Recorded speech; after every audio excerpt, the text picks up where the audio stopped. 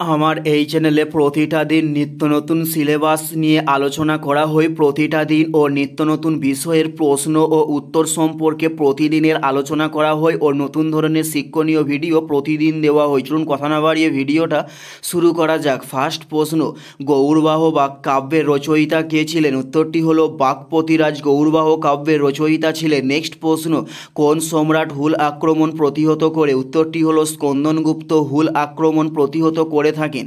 Next প্রশ্ন, কোনটি অচিরাচরিত শক্তি নয়? উত্তরটি হলো খনিজ তেল কোনো অচিরাচরিত শক্তি নয়। উত্তরটি হলো খনিজ তেল কোনো অচিরাচরিত শক্তি নয়। নেক্সট প্রশ্ন, রক্তে উচ্চ ইউরিক অ্যাসিডের কারণ কি হয়? উত্তরটি হলো গেটে বাত হয় রক্তে উচ্চ ইউরিক অ্যাসিডের কারণে। উত্তরটি হলো গেটে বাত হয় রক্তে উচ্চ ইউরিক অ্যাসিডের কারণে। নেক্সট প্রশ্ন, ম্যালেরিয়া রোগের জীবাণু কে বহন করে থাকেন? উত্তরটি হলো অ্যানোফিলিস মশা ম্যালেরিয়া রোগের জীবাণুকে বহন করে থাকেন।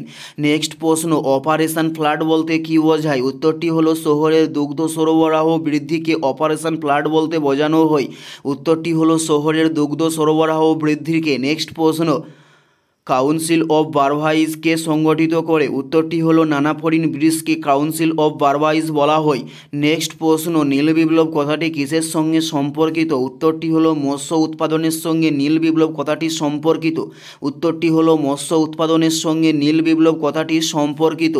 নেক্সট প্রশ্ন, হিন্দুস্তান দৈনিক পত্রিকাটির প্রতিষ্ঠাতা কে ছিলেন? উত্তরটি হলো মদনমোহন মালব্য হিন্দুস্তান দৈনিক পত্রিকাটির প্রতিষ্ঠাতা ছিলেন।